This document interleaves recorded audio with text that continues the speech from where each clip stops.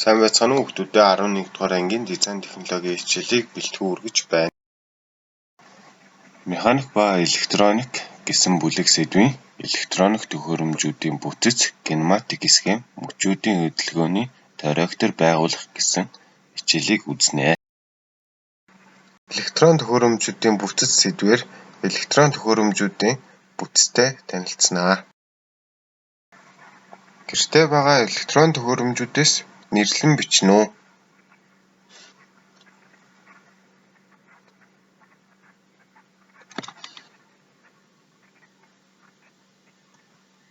Тэгвэл орчин үед ихэнх электрон төхөөрөмжүүдэд хагас дамжуулагчийг хэрэглэдэг. Хагас дамжуулагч нь цахилгаан сайн дамжуулдаг ба дамжуулдаггүй тусгаарлагч хоёрын дунд саармаг шин чанарыг үзүүлдэг.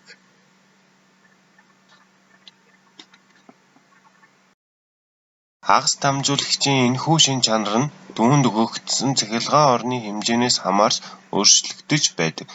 Энэ шин чанарт нь тулгуурлан электрон төхөөрөмжүүд болон диод, транзистор гэх мэт электроникийн үндсэн элементүүд бүтээгдсэн байна. Электрон төхөөрөмжүүд нь олон төрлийн механик болон электрон элементүүдээс бүрддэг ба тэдгээр нь өөр өөрийн үүрэг зориулттай байдаг. Тэгвэл тэдгээр элементүүдийг хооронд нь ялгахын тулд график тэмдэглэгээ болон үсгээр тэмдэглэж нэрлэдэг. Өмнөх мэдлэгээ ашиглан хүснэгтийг нөхөрөө.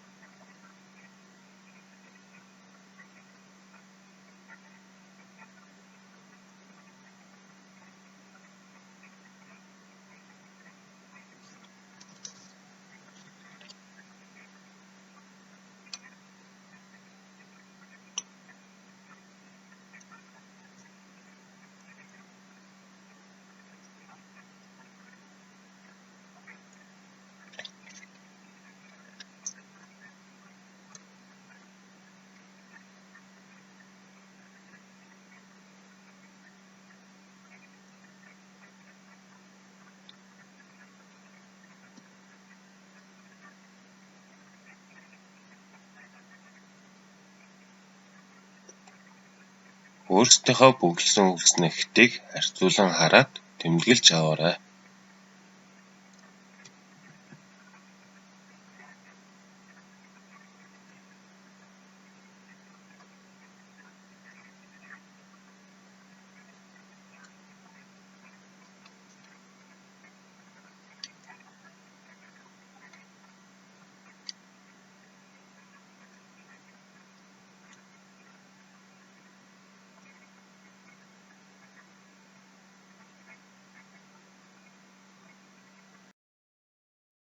За хүүхдүүдээ энэ хоёр схемийг ялгааг тайлбарлан бичээрэй.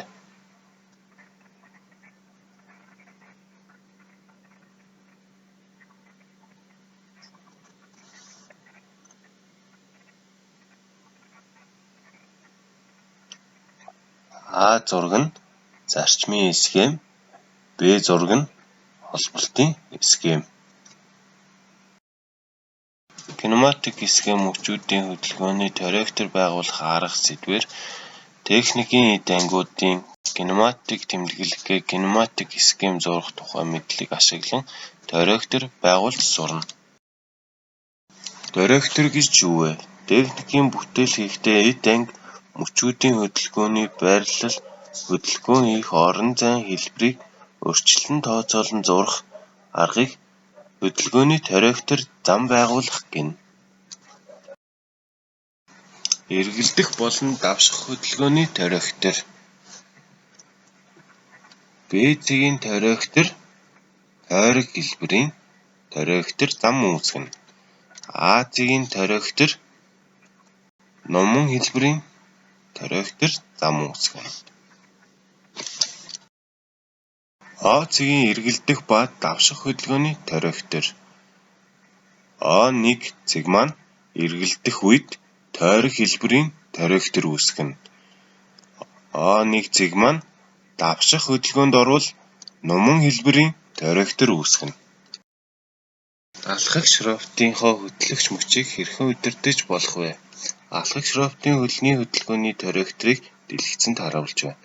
А цэгийн тойрогтор бол О цэг дээр төвтэй ОА хэмжээ бүхий тойрог байна. Б цэгийн тойрогтор бол О цэг дээр төвтэй ОБ хэмжээтэй бүхий тойрог байна.